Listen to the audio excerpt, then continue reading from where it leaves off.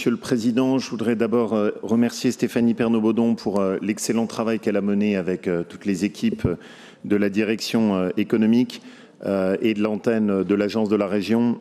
C'est un rapport qui est extrêmement important, qui est important à la fois dans les défis géopolitiques que notre pays est en train d'affronter, mais c'est aussi un rapport qui est très important sur les choix industriels que nous faisons et maintenant depuis longtemps dans la région.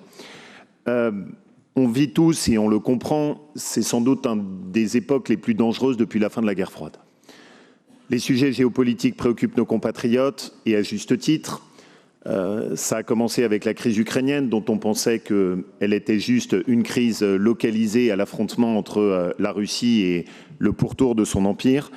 Or, on découvre petit à petit un monde qui n'a sans doute jamais été aussi dangereux. On nous avait vendu avec la fin de la guerre froide l'idée que c'était la fin de l'histoire, qu'il ne suffisait plus que d'échanger des produits n'importe où, d'où qu'ils soient produits, et que la paix était ainsi garantie. On découvre au contraire un univers dangereux, dans lequel ce qui est aujourd'hui l'Ukraine pourrait être demain Taïwan, où du jour au lendemain on est aux portes d'une prolifération nucléaire, et où n'importe quel État peut aboutir à embraser des continents entiers.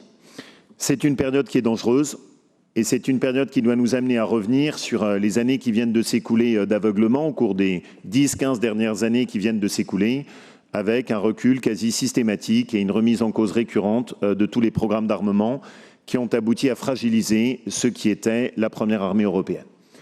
D'autres nations l'ont compris, à l'image de l'Allemagne. Et personnellement, quand on connaît un peu l'histoire de France et l'histoire du continent européen, je n'ai jamais considéré comme étant en soi une très bonne nouvelle que l'armée allemande se réarme et que l'armée française soit à la traîne. Il est donc important que nous ayons cette vigilance de se dire que nous avons une responsabilité, qui est la responsabilité première de tout politique, qui est de protéger nos compatriotes. En 1958, ce débat a déjà eu lieu. Le général de Gaulle revient au pouvoir.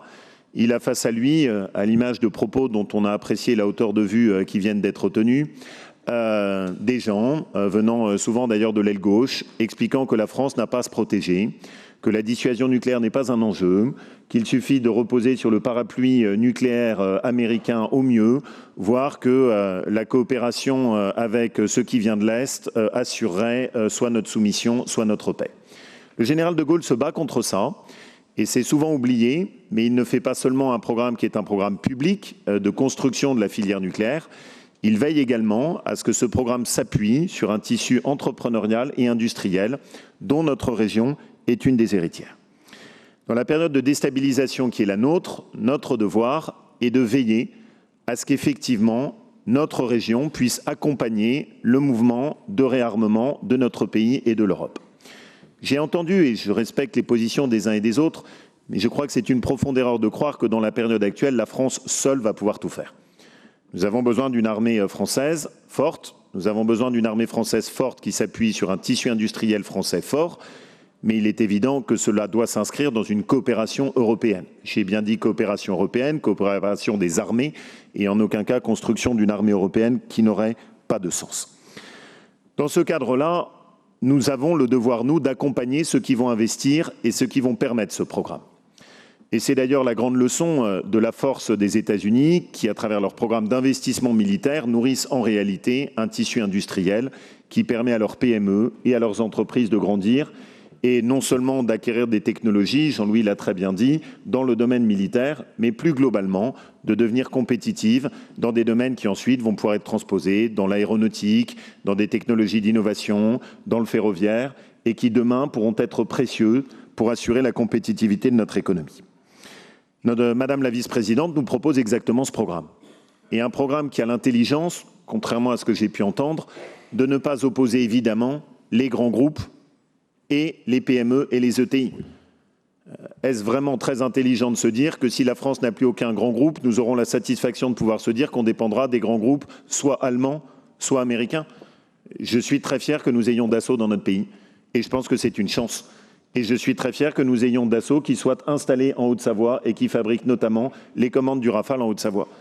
Et je suis tout aussi fier que nous ayons un groupe comme Rexia, profondément enraciné dans notre territoire, basé sur son camp à Issoire, qui a été une des seules entreprises familiales capables de faire accréditer un avion, ce qui est une performance absolument incroyable, et qui, après des difficultés, a su rebondir aujourd'hui et que nous avons pu visiter au Bourget avec le dynamisme qui caractérise son chef d'entreprise familiale, qui est quelqu'un qui force le respect.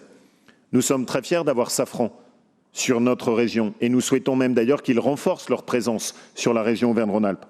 Mais nous sommes tout aussi fiers d'avoir une entreprise comme Duquesne qui fabrique les nouveaux matériaux qui sont utilisés aussi bien dans l'aéronautique que la défense, ou encore une petite pépite, MPS Fort, qui avec moins de 50 salariés fait de l'usinage qui va ensuite être utilisé notamment pour Airbus hélicoptères.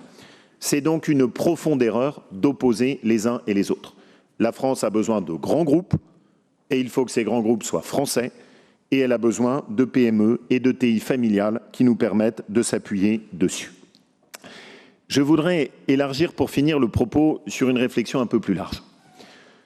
Cela fait maintenant 8 ans que nous défendons dans la région l'idée qu'un pays qui n'a renoncé à ses industries est un pays qui n'a plus la maîtrise de sa souveraineté et de son avenir. C'est cela dont il est en réalité question. On nous a expliqué pendant des années que c'était Startup Nation. On nous a expliqué pendant des années que c'était pas grave si on achetait ailleurs, mais qu'on gardait la maîtrise de la conception chez nous. Ici, nous n'y avons jamais cru. Nous avons toujours défendu l'industrie. Nous avons toujours cru que la première création de richesse, c'était l'industrie. Et nous avons toujours pensé qu'il fallait d'abord donner la préférence et la priorité à nos propres industries. Aujourd'hui, contrairement à ce que j'ai entendu, nous récoltons les fruits de ces efforts. Bien sûr qu'il y a des moments difficiles. Bien sûr qu'il y a des industries qui connaissent des croissances et qui connaissent des pertes. Ça s'appelle la vie économique. Mais nous avons la chance et la fierté de pouvoir nous dire que nous avons accueilli la moitié des projets de relocalisation industrielle de toute la France dans notre région. Nous avons la fierté de nous dire que cette année, 40% de l'investissement industriel français se fait dans notre région. Parce que nous n'avons jamais renoncé à cette idée et que nous avons toujours cru que cela se construisait en s'appuyant sur nos entrepreneurs familiaux enracinés dans notre territoire qui font notre fierté. Ici, nous sommes une région qui défend l'industrie française et nous sommes une région qui a la fierté de défendre ceux qui travaillent et qui entreprennent. Merci Stéphanie de nous permettre de le rappeler.